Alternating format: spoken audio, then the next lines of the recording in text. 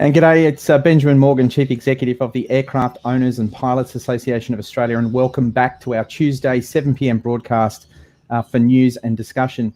This evening, we're going to be talking all things Birdsville Races, along with local council airports and the challenges that they are facing in funding their operations now and into the future, along with Aviation Advocacy. And to join us for this conversation, we're joined by Mary Brown from North Queensland Aviation and a regular on our panel discussions. Welcome, Mary. Hi, Ben. Evening, everybody. We're also joined by Shawn, who's the Medical Director of the Aircraft Owners and Pilots Association down in Victoria. Welcome back, Shawn. Oh, g'day. How you going? Very good, mate. I know you're excited to be back with us.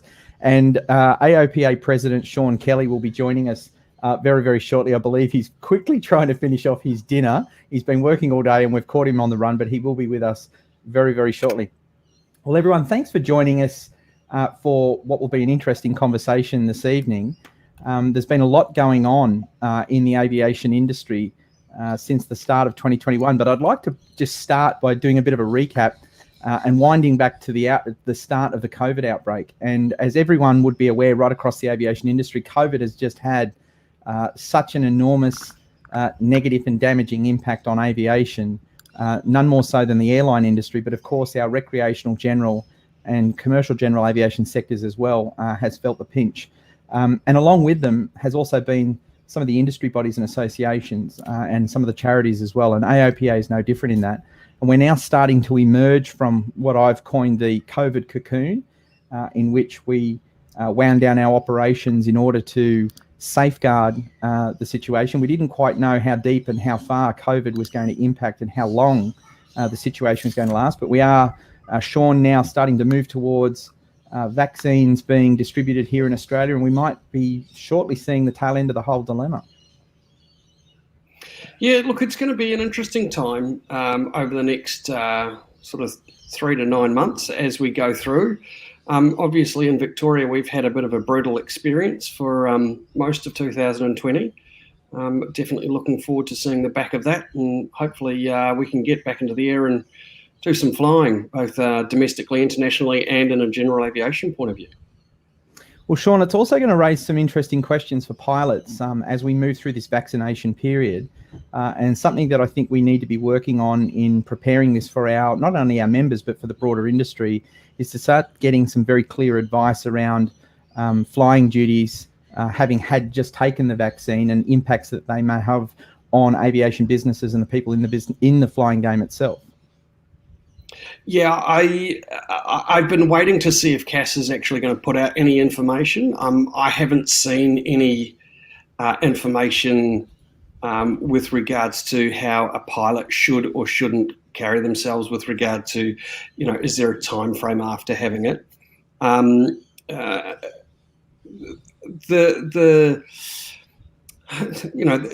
evidence is coming out that it's a relatively safe vaccination, but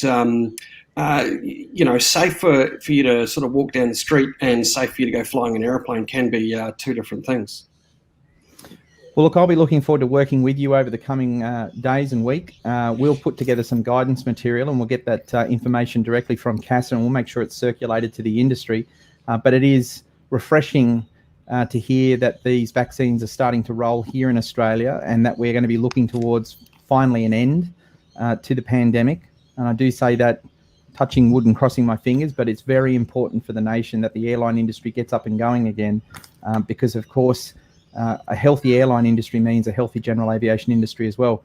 And Mary, certainly up in North Queensland, the state of Queensland would be feeling the impacts of COVID, with the tourism industry taking a hit, and of course that would be having a devastating impact on general aviation tourism operators and all the supply and support business and maintenance operators and everybody else that supports those companies. Yeah, look, absolutely, Ben. And the other thing that needs to be remembered is for many of rural and regional Australia, tourism has become an industry that is supplementing what used to be our primary industries within the area, and has become a very, very significant economic supplement for the rural and regional Queensland particularly, and of course Australia. And aviation plays a very, very significant role in supporting that development of that tourism sector. So certainly all of our economies and our communities have been impacted, and it flows right through the entire community when we have these impacts on not having that visitation that we have become accustomed to and worked so hard to build up. Well, Mary, one of the other things that I'll be raising over the coming week will be further communication to the government with respect to the JobKeeper allowances that are available to companies. And it's absolutely clear that aviation businesses are still not out of the woods. And I know that there are many other competing industries and sectors that are vying for a continuance in those JobKeeper programs beyond the end of March. We'll be putting in some correspondence to the Deputy Prime Minister's office as the Minister for Transport, seeking further assistance in this respect to help the sectors as we edge closer towards the pandemic coming to a close. So obviously lots and lots of work still to be done in that space, but some blue sky, I think, in front of us. Now on to yeah, go ahead. So it's just my biggest concern, and has been since this pandemic started, and there's been a lot of conversations within our representative organisations within the aviation industry.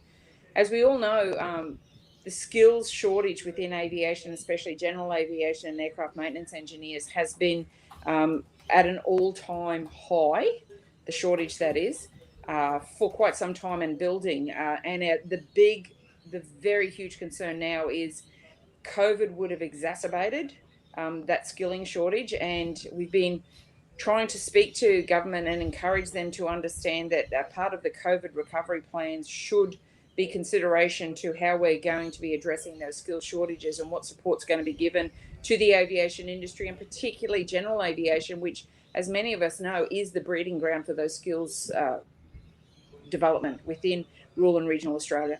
So just wanted to make that point. Look, a really valid point. And of course, I think what we should be aiming to do with that as well is possibly put together some panel discussions over the coming weeks. I know I've been reaching out, and I know you've been reaching out as well to a range of government MPs and senators from the various states. And I think it's important too that we try and get some of those personalities involved in this discussion and debate, because the industry is going to need all of the assistance that it can muster in I guess, addressing the challenges that COVID have now put in front of us for a recovery. So all very valid stuff. Well, on to the meat and potatoes, as they say, of our conversation this evening, and that is the troubling news that the Diamantina Shire Council has banned aircraft camping at the Birdsville Races. And I guess anybody who's in the aviation industry would know exactly what the Birdsville Races are. It's not necessarily a horse race. It's a rite of passage. It's an annual pilgrimage for many that is undertaken, flying from all corners of Australia through to Birdsville to take part in this mass gathering of pilots and Australians of all kind. And so it came as really shocking news that the council had moved to implement a ban that would stop the camping. But the council did highlight in our conversations with them that it did not simply come about as a rush decision. It came about after a considerable amount of time was spent trying to address ongoing operational, ongoing security, and ongoing cost recovery concerns for the local council out in that region. And before we really dive into looking at some of those concerns, and probably I might direct this question through to you, Mary, for people who are watching our broadcast, when we talk about areas like Birdsville and some of these locations out beyond west of the Great Dividing Range, we're not talking about shires and communities of many thousands of people. We're talking about small communities, aren't we? Absolutely, Ben. I mean, I'm not sure of the number of residents that are in the Diamantina Shire, but I'd imagine it's not many thousands. And to have such a small rate base that local governments are to fund not only the essentials roads, rates, rubbish, which has traditionally been the where the local government sits, but now they are responsible for airports and economic development and so many other things. At the end of the day, local government can only draw on their funds, which are predominantly their ratepayers, and it's putting enormous pressure on these local governments to have to continue to maintain this very significant infrastructure. And again, in rural and regional Australia, airport is critical infrastructure. because it is about connectivity, it's about disaster management, it's about delivery of aerial medical services, which quite often aren't available within the communities. And these communities do rely upon these aerial medical services to support their communities and support their livability. So it is enormous pressure being put on these local governments and to maintain what is considered absolutely critical infrastructure for these communities. Well, it is, and our conversations with the CEO of the council, and maybe before I say that, for those that are watching the broadcast as well this evening, for probity, Mary is in fact a councillor with the Hinchinbrook Shire Council, and so you have some first-hand experience in dealing with issues like this and understanding the mechanisms of local government and the way in which these decisions are taken. And so you also bring to this conversation this evening some great experience. But the conversation with the council CEO has highlighted that they actually have less than 1,000 people out there, and yet they are expected to maintain and run a security-controlled aerodrome that is accessed by RPT operations by Regional Express.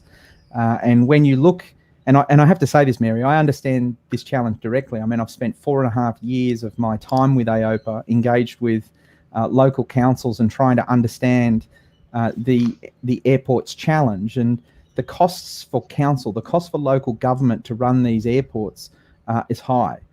It's high for a multitude of reasons, and I know that we in the industry are very critical of local council decision making around airports, and we're very sensitive to costs. And I explained this to Leon Love, who's the CEO at Diamantina, only yesterday, that we are sensitive to these costs because it's not just the landing fees that we incur when we go to Birdsville. It's the landing fees we incur when we touch our wheels everywhere.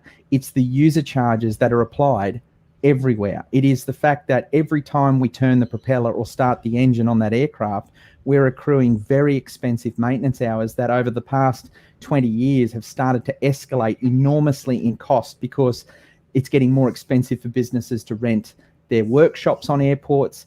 It's getting more expensive to comply with regulations. And so we are now finally arriving at that horrible moment in time that many of us from across the aviation industry were predicting, and that is we're almost beyond the tipping point now, and that the cost escalation in aviation has gotten so significant that the ability for ordinary people, everyday Australians, to participate in this wonderful thing called aviation is now diminishing.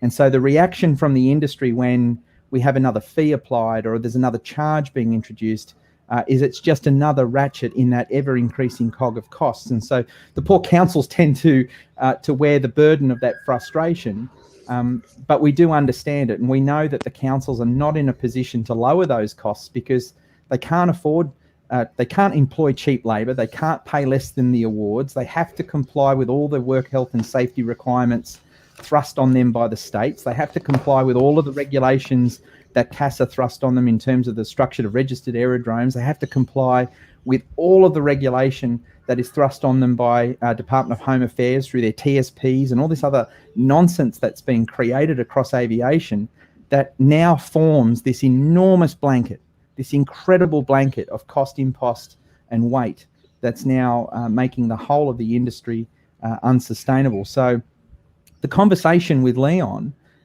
was one of equal frustration, and I sensed, it actually was very clear in his conversation in saying, Ben, we really want to be able to have a solution here, but we're working within a framework that is making the council's ability to access the solution near impossible.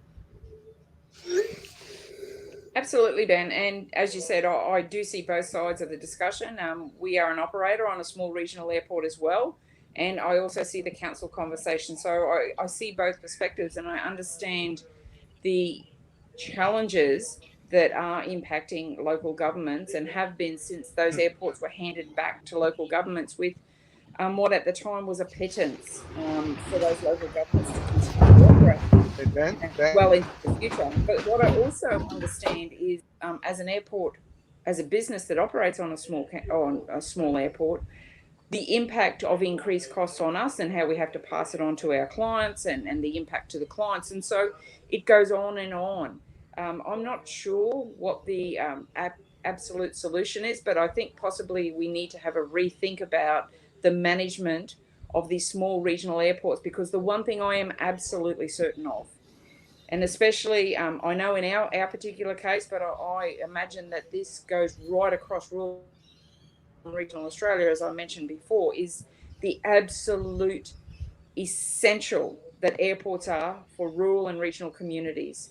They must be maintained, and it's not always possible that the revenue coming in will be able to match the expense of sustaining those airports. So we have to look at a bit different business model for enabling the sustainability of airports in rural and regional Australia.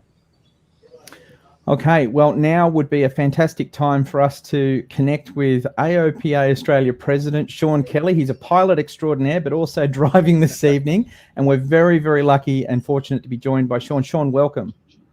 Thank you very much. I just want to point out, one, I'm using my hands-free. So, fantastic. And two, I just wanted to say, just for clarification, it was my understanding from talking to you earlier today that the primary concern with council having to do with the underwing camping was financial. Is that correct? Is that correct? Yeah, so the council has identified, as Gary Gould, one of our AOPA members here in Sydney, who's just posted, I'll put the comment back up on screen, the Diamantina population in 2021 will be 254. They've highlighted that they are a small population base, that means a small ratepayer contribution base, with the responsibility of maintaining a security-controlled aerodrome that has to be accessible for regional express. And so in running the event for the Birdsville Races, being the aircraft camping, the council needs to be able to satisfy the costs and all of the compliancing requirements for the special exclusion zone that needs to be set at the airport. And that is an application that gets made to the Department of Home Affairs and CASA together. And it will allow the security provisions at a security controlled aerodrome to be excluded within the special event space. And then that space needs to be maintained by security staff and personnel so that all of the requirements and those expectations can be met. And so those expenses add up. And historically, the Ballina Aero Club had been supporting the event. And I understand that they would fly in and many of their staff would support all of that facility, but after 6 or 7 years of doing so, like many aero clubs, they have other challenges and other focuses. And so over the last 2 to 3 years, it's been a responsibility of council to look after. And they've brought in an external consultant who's taken a commercial approach to this. And of course, the council minutes bear, I guess, witness to what's happened. We've got $60,000 worth of costs for a consultant, and we've got a council now unable to see that they can operate the camping in a cost-neutral manner. And so therefore the councillors and the council are trying to take a responsible decision on behalf of all of the 254 ratepayers in saying, well, we can't be spending these levels of money and not able to recover them. So a very, very difficult situation, Shawn, for the council to comply. I think we might have just lost him. I'm here. Can you hear me? We can hear you, but unfortunately your screen's just gone a little bit black. There you go. You're back. Okay, good. So thank you for clarifying that, because I think that wasn't really made clear in the beginning of the conversation there. And I think the other thing that I think one of the other things that needs to be clarified is we're talking about the importance of regional airports, and it's not just the ones out as far as Birdsville, but even the ones closer in. For example, at Gympie, near where I live, I had sort of a revelation last year when we had all the fires in the area that were actually very close to the Sunshine Coast Airport, and I realized that all of the firefighting operations were being run out of the Gympie Aerodrome. And the reason for that is because obviously to run that sort of an operation out of an airport like Sunshine Coast Airport, which has RPT, would be incredibly disruptive, especially when it comes to fueling. There was I guess the thing that sort of made the light bulb go off in my head was there was one of the firefighting aircraft going into Sunshine Coast. It was a helicopter, fire spotter, and he radioed in that he was coming in for fuel and that he was a firefighting aircraft and that he was requesting priority fueling. And he was told that they'd fuel him as soon as they got done fueling the jets. And he said, no, you don't understand. I'm requesting priority refueling. So the tower immediately said, oh, yeah, right. And put him in, stopped the fuel truck from going to the jet and sent him to the firefighting helicopter instead. Now, if that had been happening for all of the firefighting aircraft, it would have completely shut down Sunshine Coast Airport. So, Gympie Aerodrome in that case is essential to the operation of the Sunshine Coast Airport. Look, I think what's clear in both the Birdsville situation and in so many other of the airports advocacy issues that we've dealt with over the last 4.5, 5 years that at least I've been involved in, is that there appears to be a lack of genuine recognition by the federal government that airports are in fact a federal national infrastructure asset, and that their purpose and that their function is critical to the nation, not just to the local community. And so as a consequence of no recognition that these airports are in fact a big national asset, the federal government is kind of sitting back almost, I hate to say it, but taking advantage of the situation by thrusting these costs onto, in the Birdsville example, and as Gary Gould has so eloquently put again, and I'll just put it back up on screen, that the cost of $60,000 in consultancy equates to $236 per resident just to cover the costs of the consultancy to allow our aviation industry to fly in and camp. And so it's a huge cost. And when you start to look at it in perspective, it's easy to understand the council's concern with it. Shawn? Can you imagine if the council was responsible for the upkeep for creating the road and for the upkeep of the road between Birdsville and the coast? Can you imagine if the federal government decided they no longer wanted to support maintaining that road? Can you imagine the cost imposed on the residents of that shire? Well, Ian Tucker is one of our AOPA members down in Devonport, Tasmania, and g'day, Ian, and thank you very much for tuning in this evening. He makes the comment: regional airports should be seen as an essential component of national transport infrastructure and be federally funded as per the National Highway Network. And I think it's the point you're just making there. And I know, Mary, you and I have had this conversation on a multitude of occasions, and that is, could you imagine the people of Australia being told that local communities were going to have to pick up the costs of building billion-dollar highways just simply because that highway runs through their shire or their regional area? It just wouldn't be worn, and I think that politicians would face enormous backlash if they tried that type of policy approach. But that's exactly what appears to be going on with aviation, and maybe it's really time now. It's this moment in time for this policy to be reviewed and for there to be a fundamental change. Yeah, absolutely, Ben. And I take it a step further. So in our part of the world, where we are coastal clearly, and our marine activities are incredibly important to not only our livability of our community, but again, it's one of those tourism assets that we're looking as a local community to develop and grow. If we took the same approach to boat ramps and accessibility to marine assets as what's been taken to airports and accessibility to aerial services, and started charging a user pays, I can imagine the outcry from the community, and rightly so. There are certain things that are very, very important to our national interests, and boat ramps I know are a state issue and are looked after by the state, but likewise airports are a federal issue, and I believe there should be some reviews done into how they are funded and maintained. Can I just yes, Shawn, jump in. Feel free. Sorry, jump in on that, and absolutely, I agree that we need to be looking after our rural communities. But if you just have a look at what's going on at Moorabbin Airport, I don't know how many people are aware of that, but they've snuck in this little road that they wanted to put in for some time, and they've torn up apron, general aviation apron.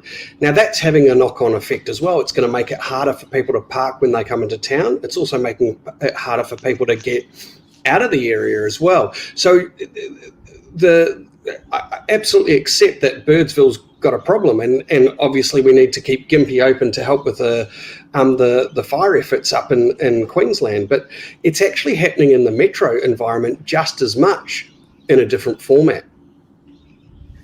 Well, Shawn, you're absolutely correct, and the tragic part about all of this is that it's a result of a policy vacuum, and our experience has been that when we've engaged with the Deputy Prime Minister on these issues, the Deputy Prime Minister says, but hang on a minute, I can't intervene. I've got to allow the free market to be the free market. We privatised these airports. We handed them to local councils. It's their responsibilities now. We'll let them handle it.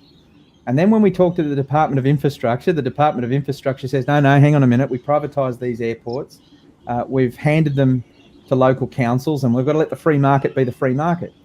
But when we go and talk to the local councils and we talk to the people who've been effectively shirked with the costs, almost every single one of these organisations are saying, why are we being forced to take on the costs of federal, national infrastructure, and why is this being forced to be adopted by small numbers of ratepayers in communities all over Australia? They don't agree. And so it really does appear that the airports are thoroughly in alignment with the aviation industry, that local councils are actually in full agreement. And I know from my discussions today with a number of councils that they wholeheartedly support the outcomes, not the outcomes, but the advocacy position, which is that these airports need to be reviewed. There needs to be a new federal approach to funding, and that communities can't be expected to pick up the bill for regional gateways that are helping connect and drive trade and commerce. So, I mean, Mary, I have to see to address this issue is almost like taking a Band-Aid and ripping the Band-Aid off in having to address the significant costs that will come with the federal government stepping back in. But it appears to me that it's almost becoming entirely unavoidable that this has to happen. Oh, sorry, Phil. Yeah, totally agree, Ben. But I guess, yes, it may be tearing a Band-Aid off, but what's the alternative? Do we wait until we've completely had an industry in full collapse, and we don't have an aviation industry, and therefore we have to start from scratch with not only rebuilding our airport infrastructure, but also an entire industry, because that's what we're witnessing. A lot of our aviation industry is starting to move off these airports, whether they be in rural and regional or in urban areas. And one thing that is absolutely constant is that aviation is critical to a nation the size of Australia for our connectivity, for our livability, for our support services. And that's something we have to keep in absolute clear sight. It's not always about being a user-pays system or a free market. There are some things within a nation the size of ours that have to be maintained and supported by our federal governments. And I would argue that a very healthy aviation infrastructure and an even more healthy aviation industry is 100% what needs to be addressed right here, right now. And as I keep going back to, this is the perfect time. We are looking at COVID recovery options. This would be the perfect time to start looking at how can this nation rebuild its general aviation, recreational aviation, and larger commercial aviation industry on the back of rural and regional Australia. Well, these events, especially events like the Birdsville Races, are a great demonstration of the amenity, the utility, and the purpose of recreational sport and general aviation, including those commercial and airline sectors. And I tend to feel that if we can't make it work at Birdsville, then how can we make it work anywhere? It's a major national event. It's an event that actually has international recognition, and it's an event that has earned a special relationship alongside aviation, so much so that it's considered to be an annual pilgrimage, a rite of passage for pilots right around this country. And I hear it all the time at AOPA when young people have earned their wings, and Shawn, you'd be able to attest to this. and they say, I've recently become a pilot, and one of the first big trips I'm planning is I'm going to grab some mates and we're flying out to Birdsville. We're going to camp. And you would think that flying a light aircraft to a country airstrip and camping next to the aeroplane has got to be about as basic and as grassroots as it can get. And if we're in a position right now in this nation where we can't even camp next to an aeroplane because the bureaucracy and the cost and the ridiculousness of the structure and policy governing our airports is stopping us, then that should be an amazing wake-up call that we need to radically rethink what we're doing to the aviation industry. Shawn? Yeah, absolutely right. You are absolutely right about that. In fact, I've even had students that wanted to go there before they finished their license. So yeah, it's definitely a rite of passage. Well, Shawn, being from that one, I mean, I'm often guilty as charged as bleating on about American aviation. It's not because I'd like to be an American. It's because I think there's a lot we can learn from the world's greatest and most successful aviation economy. And there's certainly some great things that we do here locally in Australia, but I really feel from my experience, there are some great lessons we can take away from the US. I mean, camping with an aircraft in the United States is just... it's one and the same. I mean, it happens everywhere across the United States, yeah, literally, from Oshkosh to small everywhere. events. Yeah, literally everywhere. You know, even out in the bush. And you know, I'm sure that sometimes people think that because I am an American, that you know that's completely skews my vision of aviation in Australia. But you know, first I'd like to just point out that I did pick up and move myself and my family halfway around the world because I do love Australia desperately. I feel very, very fortunate to be here. But at the same time, I'm constantly frustrated by the fact that Australia really is the best country in the world for general aviation, bar none. We've got the distances that need to be covered. We have the weather that makes it possible to fly light aircraft most of the time. We don't have the mountains. We don't have, you know, it just really is a fantastic place for general aviation. And it's very, very frustrating to me to find general aviation constantly stymied by regulation. And, you know, I guess my thinking on it is if you could look at the safety outcome and say, right, Australian aviation is much more heavily regulated than American aviation is, but look at how much safer it is. I could understand that, and I would be in favor of that. But when you can't make a safety case for the extra regulation, to me, it just seems pointless. We certainly have a distance to travel, and no doubt it's not going to just solve overnight. It's going to require some enormous pressure, which brings me to the next point, which is the advocacy required to change these outcomes. Identifying the problem within the aviation industry is but step one.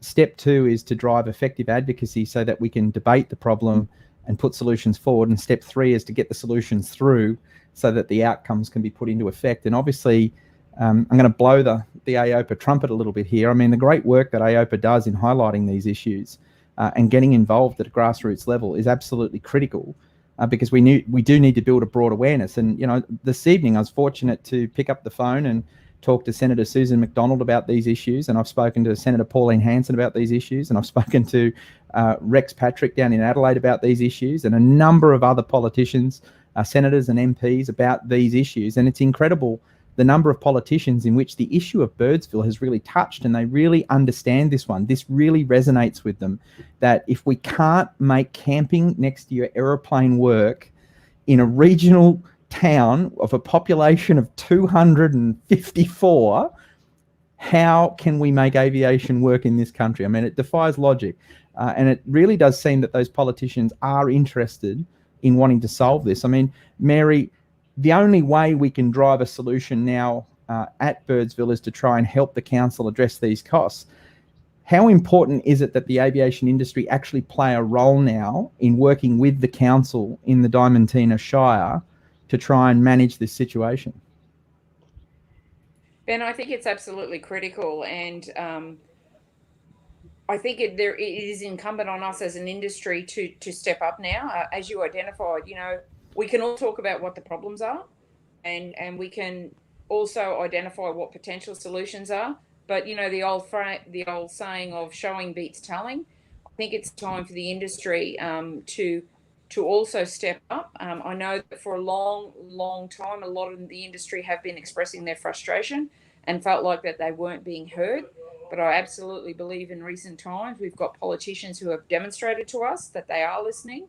They want to understand what our challenges are, and they want to support where they can and help. So I would call on everyone in the Australian aviation industry to take that step forward and put their hand up and understand how they can help and support to find solutions to these problems that we know have been around for quite some time. And the one we've identified now with this particular circumstance with the Birdsville Races, it's quite new from an aviation perspective and from an impact and with local government. And as you've identified earlier, local government will be grappling with this challenge just as much as we in the industry are. So if we can all come together and find a workable solution, wouldn't that be a magnificent outcome? And also demonstrate a model moving forward to start to address some of these other challenges that have been impacting the industry for quite some time. Well, from the back of that, Mary, I think it's important that we just make a quick note and thank our partners in the Australian General Aviation Alliance, especially the Sport Aircraft Association of Australia. I've had a chance to discuss this situation at length with the SAAA President, Tony White. And from the outset, Tony's reaction was exactly the same as AOPA's reaction, which is, how do we get up to Birdsville? How do we get in front of the council and work with them so that we can solve this problem? There is always a multitude of ways in which advocacy works in the industry. And, there's times for getting out there and being an incredibly firm advocate, but there's also times and moments where the solution is actually getting involved, rolling up the sleeves, so to speak, and taking a partnership role in it. And so it was clear to myself, it was clear to Tony and a few others that realistically here, the answer is to come up with a way in which our aviation community can work hand in hand with the council to try and overcome some of these challenges on a volunteer basis, because there really is nothing stopping the aviation industry working in a volunteer capacity with the council to address some of the organisational and some of the security aspects of maintaining the special exclusion zone, the safety special exclusion zone at the airport site. And so we've done that. AOPA has actually reached out. We've had now a couple of conversations with the council on this issue. And what we're interested in trying to understand now is how we can bring the other associations into this mix. I did put a very brief video out earlier this week indicating that I had extended an invitation to the CEO of the RAOs for them to work alongside AOPA on this issue. I have got a response from the RAOs on this, and they have chosen at this time not to work directly with AOPA, but rather they've indicated that they'd prefer to communicate on their own, seeking their own pathway forward. And to be honest, I'm a little bit disappointed with that. And I don't want to criticize them, but I really want to try and encourage them to appreciate and to understand that they're part of a much broader industry.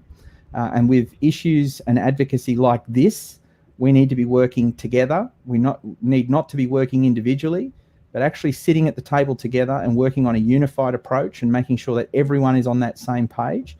And so we're going to continue to invite them. We're going to continue to seek to have them involved in this process and try to get them to understand there's a real value in working as a unified industry on that front. Shawn, I can see you wanting to make a comment there. Yeah, what I was going to say is that I think it's very interesting that Birdsville is sort of the, is what's really driving this whole conversation. Because have any of you been to Birdsville, to the pub? Yes, I have, mate. So it's really interesting that back in the late 70s, early 80s, there's pictures from late 70s, early 80s of the Birdsville pub with Cessnas pulled right up to the pub. So you'd have Cessna, Ute, Cessna, Ute, Cessna sitting out in front of the pub. And to go from that to you can't even camp under the wing of your airplane at the airport just shows how much aviation and just regulation in general has changed in Australia in a relatively short period of time. There's absolutely no doubt that it's all part of it, Shawn, and I think that I can hear the cohort at CASA saying, "I'm waiting for Ben to say CASA over-regulation on an airport issue," but it's correct. We are existing within a system today that is thoroughly over-regulated, and Shawn, you and I this morning were having a conversation around the fact that we have ASIC cards in this country. We're a country where we've never had an aircraft used as a principal means of a terrorism attack. And yet after 9/11, we've had aviation security measures thrust on us that far exceed the aviation security measures in place for the world's largest aviation economy, which did have terrorism attacks. That's and you true, have to question. Go ahead. That is true, but even in the States, and this was one of the things that was amazing to me, is in the States after 9/11, they shut down all air traffic. I mean, just everybody grounded. Didn't matter who you were, you weren't flying. When they started letting people fly again, guess which segment was the first segment allowed to fly? It was the airlines. The next segment that was allowed to fly was private aircraft or charter aircraft flying on an instrument flight plan. And the final one that took forever was just VFR pilots. So just the reason I'm saying that is because it seems like an awful lot of the knee-jerk reactions are not based on common sense or on facts, because the reality is that on 9/11, what kind of aircraft crashed into the Trade Center? It was airliners. And what kind of flight plan were they on? They were on an IFR flight plan. So rather than address that, they blamed everything on VFR pilots and GA and shut them down. And I think that there is definitely a lack of looking at things from a fact-based perspective, and I think that is one of the biggest problems we face. Well, Mark Sullivan, who, if anyone has had anything to do with CASA and flying in general aviation, we all know Mark. He's a great guy. Mark's just put a comment here. He says, "Remember that CASA has nothing to do with security regulation. It sits with Home Affairs under the ATSRs." And look, Mark's absolutely correct. And we actually have an aviation transport regulation that defines, and the reason we have ASIC cards as private pilots in this country is that the transport safety regulation defines anyone who holds a flight crew license. And if you actually read the transport security regulation, it's clear that the regulation is built to protect commercial aviation, i.e. the airline industry, and it's not really there to cover the private and recreational users who are not the concern. But this one reference, instead of saying clearly that it was designed for the airline industry and focusing on those commercial pilots that are flying for RPT operators, the generalization it makes about flight crew license holder means it encapsulates everyone. And it, in my opinion, it's where a lot of this rot starts, is that the wording of that regulation is not necessarily the best it possibly can be. And there needs to be a review of these things. And I mean, I've written countless letters to Home Affairs, and I've called on assistance from the Deputy Prime Minister's office to also pressure Home Affairs that this needs to be reviewed. We can fix these problems if we actually address the errors in these regulatory legislation, and we can do away with a lot of this nonsense. Because again, the council brought it up in its conversation with AOPA that the ASIC card requirement, they take it very seriously because they have a TSP, they're under a transport security plan, and if they breach their transport security plan, it's all written there in plain English that they're going to go to jail and they're going to face fines, and it's all going to be horrible doom and gloom. And so if you're an employee of the council, the last thing you want to do is to allow an outcome where your name is attached with knowingly breaching the law. So it all centers, doesn't it? I mean, Shawn, you see this with aviation medicals. It's amazing how one little detail at the start of this chain can, by the time it gets to the other end, suddenly have a whole bunch of pilots no longer able to fly. It's incredible that some of these instruments and important pieces of regulation, which really do need reviewing, we're kind of getting a lag in that, and as a consequence, it's causing us huge problems. Yeah, I mean, if you want to talk about dramas with AvMed, then it just doesn't seem to stop. And I continually bang my head against the wall trying to get reasonable solutions for reasonable problems. The bureaucracy that I see on a daily basis is just phenomenal. It just blows my mind. How can you be this obtuse? I guess is, yeah. Well, we have a petition that is running right now for people to get involved and to show their support on this particular issue, and that petition is heading towards around about 2,500 people. And I think that petition will probably end up likely up around 3,500 to 4,000 people by the time it finishes, because it's actually accelerating, it's not slowing down.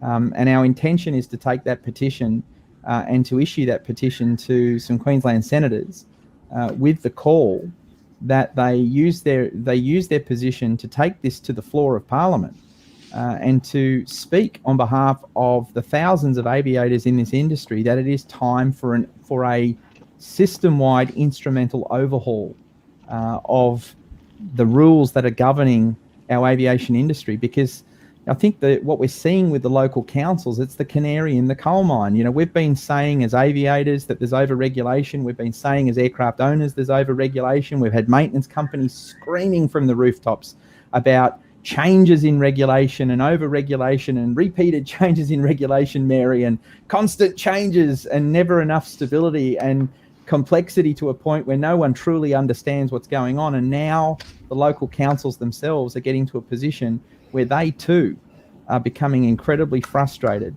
by what is being asked of them and what is being required of them, because they can't cost effectively run an airport and provide the service to their local community. Mary, do you want to make any further comment on it? I think you pretty much summed it up, Ben.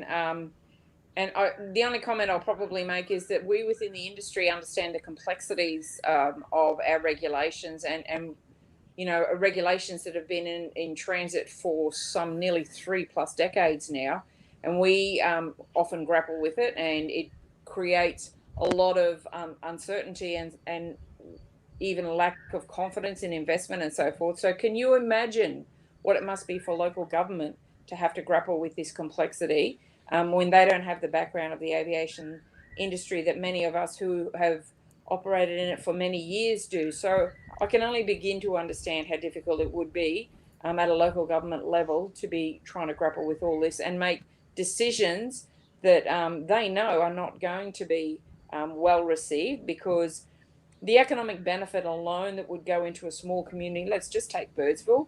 The Birdsville Races must bring enormous economic benefit to their communities, and that council would absolutely and clearly understand that. So I think it is an example of just how against the wall they must be feeling with trying to make this decision, because they know the impact it is going to have to their whole of their community.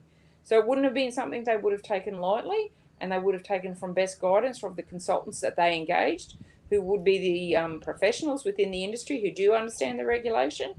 But I guess that's the essence of the issue. We have got such complicated regulations in this country. It's very, very difficult to operate effectively within those parameters and remain sustainable. Well, Mary, one of the things that AOPA will be doing in the coming weeks is we will be working with the Diamantina Shire Council to engage through their Western Alliance. So they have an alliance of councils that runs throughout Western Queensland. I know you're very aware of that. I would very much like you to join us in those conversations with those councils to try and provide better awareness of the fact that there is actually a sincere alignment of interest between local councils that are trying to run airports and the aviation industry, which are trying to deal with the consequences of the costs associated with running those airports. And I'm currently seeking an opportunity to speak before the Queensland Local Government Conference and also the National Local Government Conference in Canberra, which I again would extend a hand of invitation to you to say it would be wonderful if you could work with us in helping make those presentations, because the fastest way that we're going to be able to bring about significant change in this particular arena is to build an alliance with local governments so that they understand that we are actually part of their solution, they are part of our solution, and that our interests are their interests are our interests.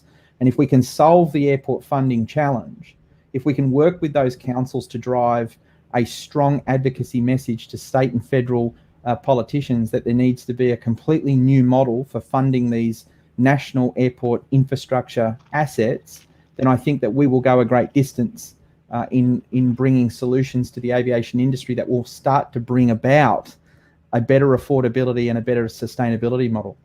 Shawn, if you could send a message to our senators across Australia and our key decision makers, and I can tell you, I promise you, I keep saying to you, CASA, Home Affairs, the senators, the MPs, they do watch these broadcasts. I know they do, because when I catch up with them, they're asking me questions about things that are getting said during the broadcast. What message would you be sending out to our politicians this evening on this issue of not only the Birdsville Races, but on the broader issue of airports funding?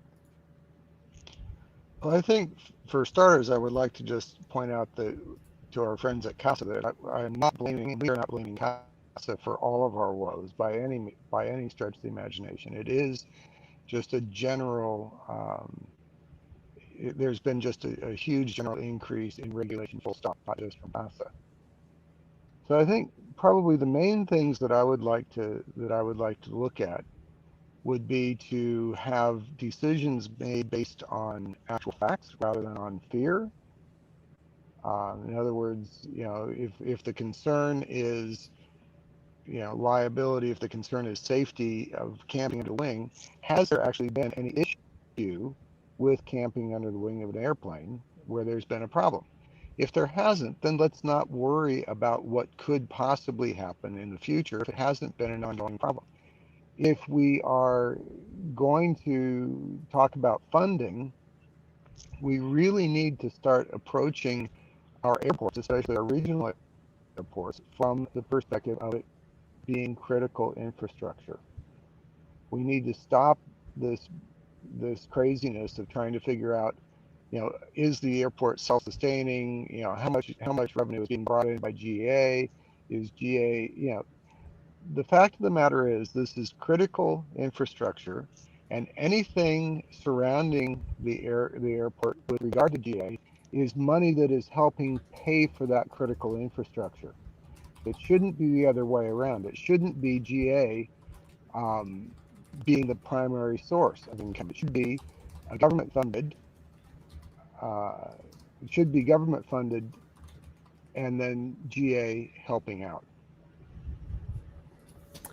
Good points, and clearly we've got our work cut out for us in getting this message across. Shawn, Runacres, resident doctor extraordinaire. Shawn, you deal with the industry from probably a completely different perspective to Shawn as a commercial pilot and operator of a seaplane adventure business, and also president of an industry lobby and advocacy. As a person involved in the aviation medical field, how do you see the situation at Birdsville, and what kind of message would you like to send Australia's politicians on this issue? Oh, I think it's, as was said before, it's a tradition. It's a rite of passage for many of our young pilots to get up there. I think common sense. If you can fly an aeroplane, I'm sure you can work out how to safely sleep underneath the wing of one. And I think we need a little bit more common sense in the industry. Just while I've got the microphone, if there's any other damies out there who want to get involved in supporting AOPA, then I'd be very happy to hear from you as well. You can contact me through AOPA, or you can Google my name. I'm sure it will come up. There's not too many with a name like this. Shawn, you're going to earn a reputation of being a Ben Morgan, giving a plug for your own department there. But we are going to talk a little bit about AvMed before we close out of this evening's discussion. I just want to answer a couple of questions that have been put forward by some of the comments here on Facebook. And one of the questions comes from Jack Guest. And Jack's asking the question, is it likely that the ban at Birdsville can be changed? I'm going to go out on a limb here, and I'm going to say, Jack, that we are going to get this changed. And I feel that the council wants it changed. But to achieve that, what we need to do is we're going to need to come up with a plan to work with the council as the industry bodies to help them resolve this. Now, I've given AOPA's undertaking to the council that we will work towards that goal. And I want to send a very loud message to all of our supporters at Birdsville. I know Talia and her crew are tuned in here this evening. They've been posting some comments. We've given our undertaking that we are going to work to solution this problem, and we really feel that we can come up with a solution with council, working with the SAAA and working with our AGAA partners. And I really hope working with the Recreational Aviation Australia on this issue, because let's not forget that the Birdsville Races are something that is enjoyed by recreational sport, general and commercial aviation. And the recreational sector does play a role here, and there should be no reason as to why the RAOs cannot work with AOPA and others in making that outcome happen. So we are going to get that changed. We're going to protect this for the aviation industry. That's what we do.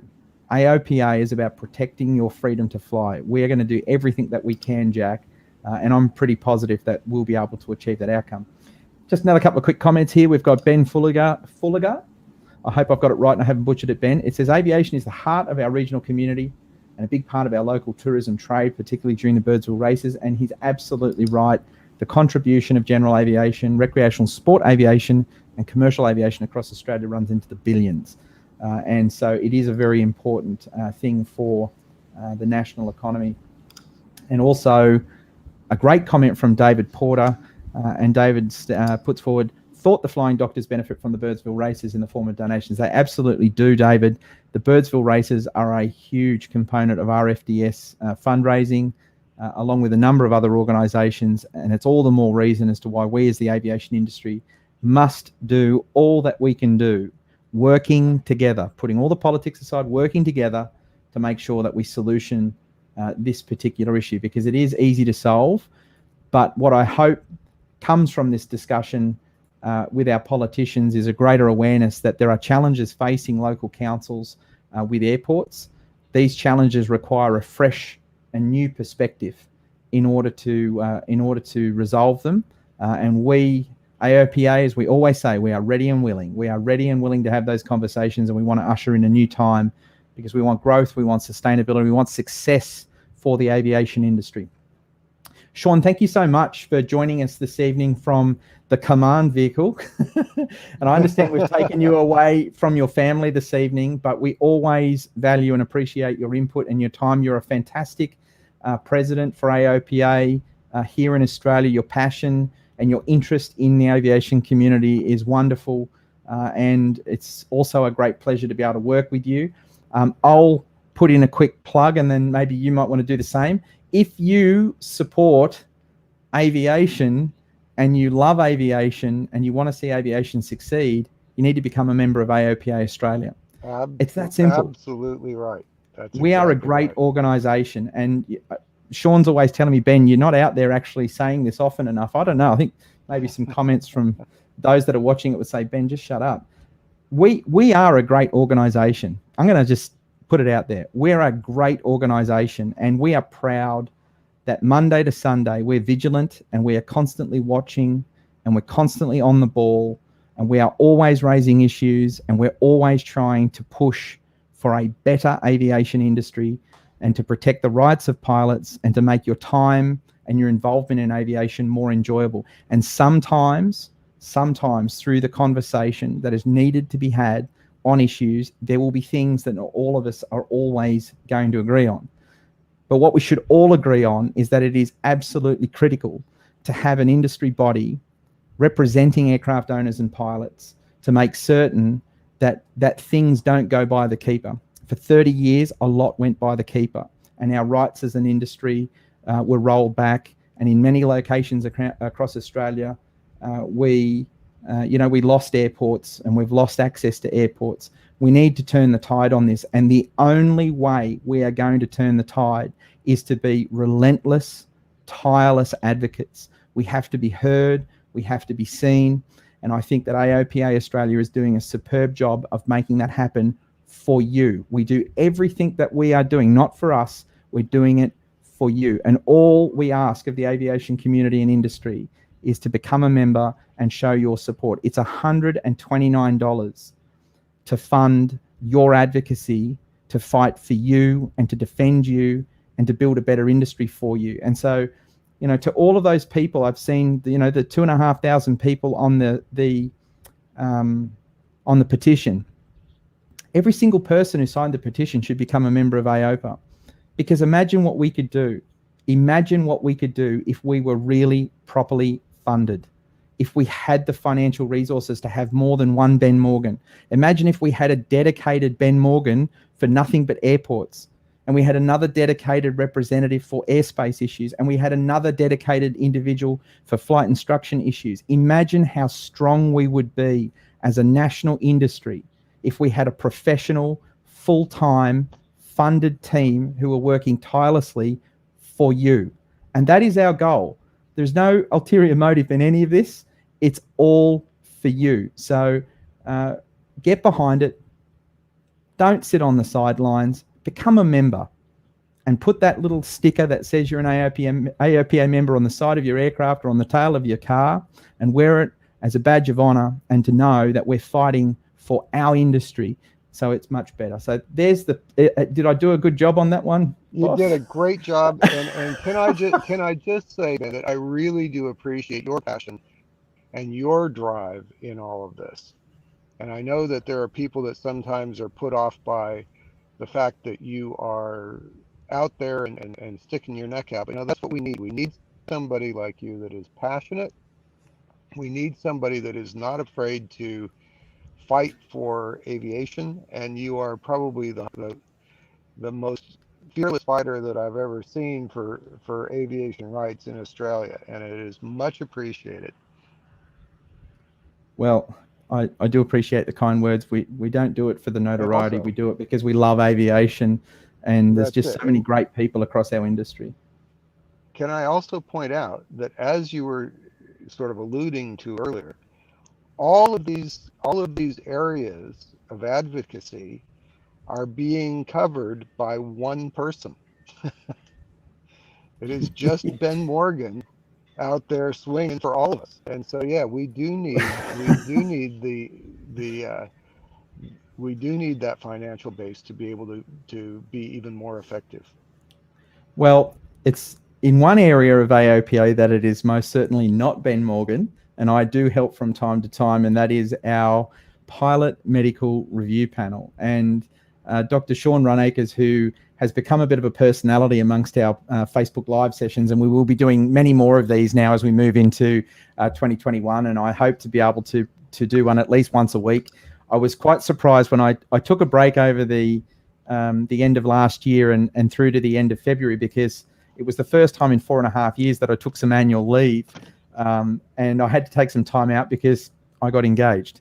And so I wanted to spend some time with my lovely fiancée, Laura, and family. But in the time that I took off, I was actually quite surprised at the number of emails and phone calls I got from people saying, Ben, tell us the panel discussions haven't stopped. They haven't stopped.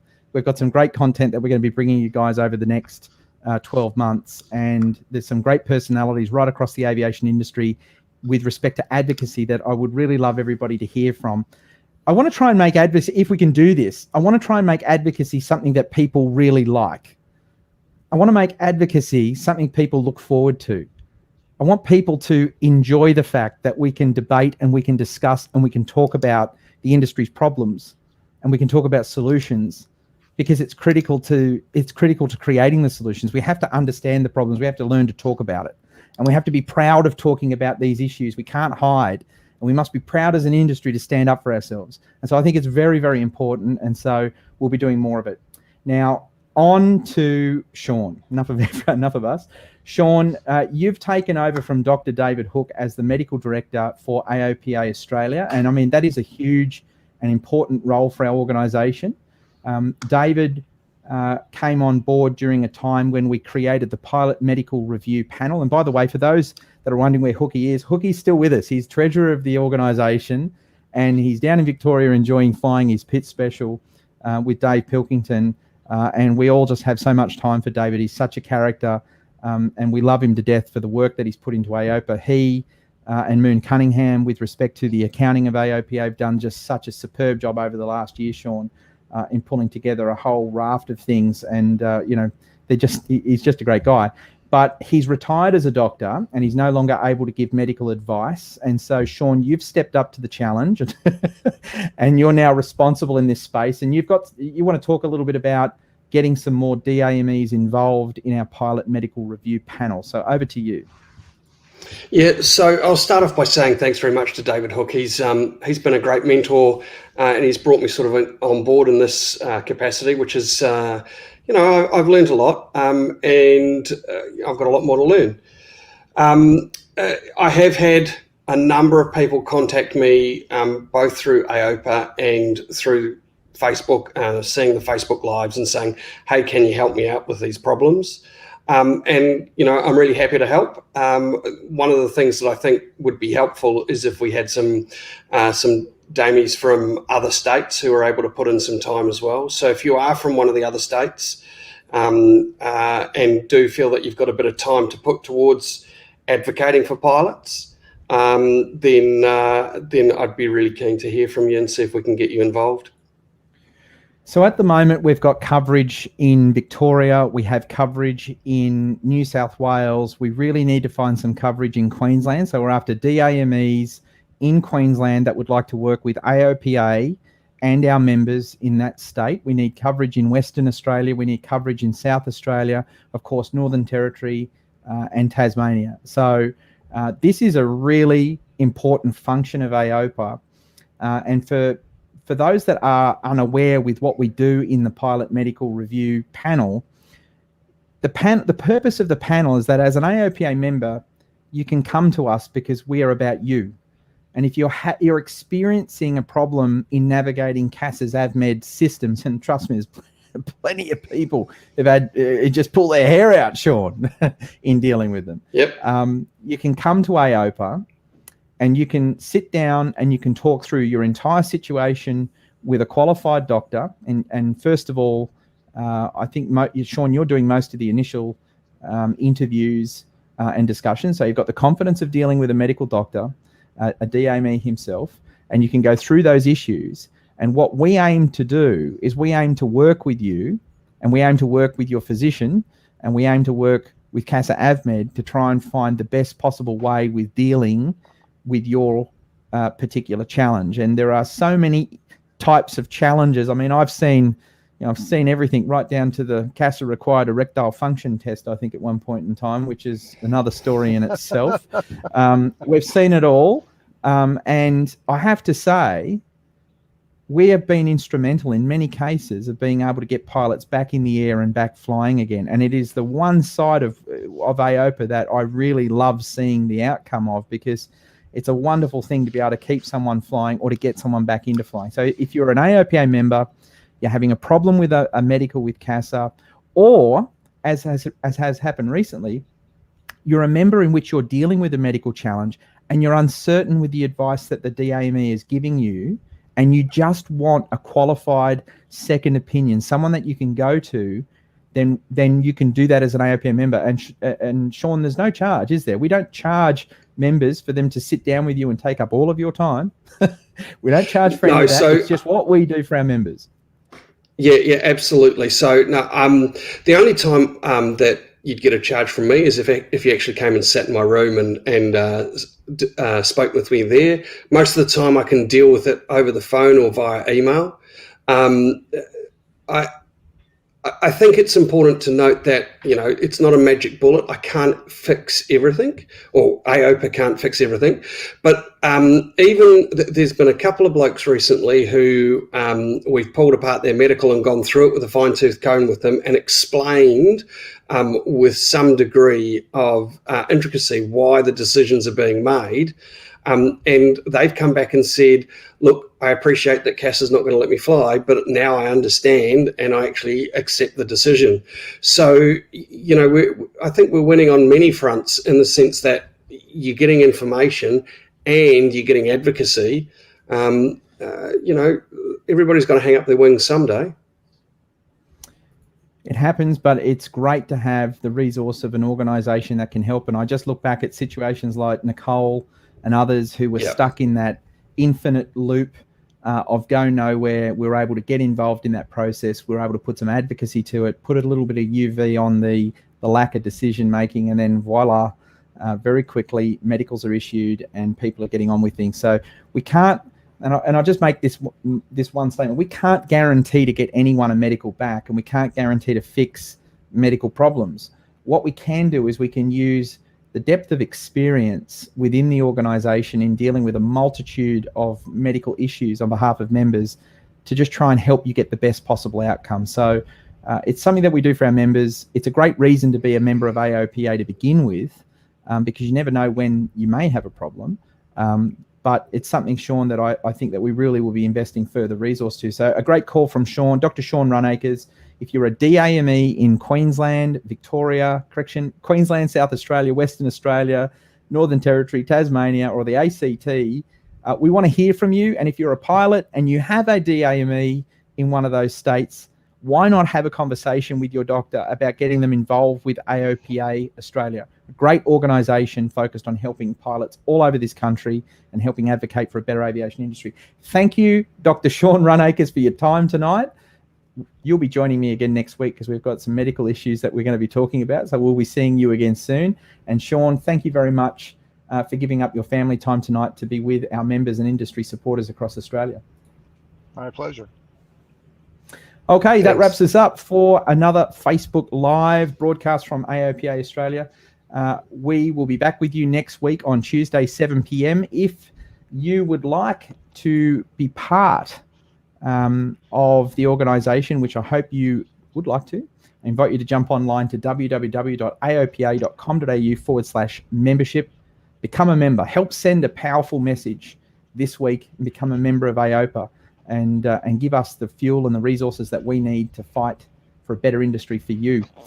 If you have an industry topic, an item of interest, and you would like to discuss it as a panelist, if you're an aero club and you'd like to talk about your successes, if you're a flight training business, you'd like to talk about your successes, if you're a maintenance company, you'd like to talk about your successes, or you generally like to put an opinion or a discussion forward about something in aviation, then get in contact with us. We'd love to hear from you.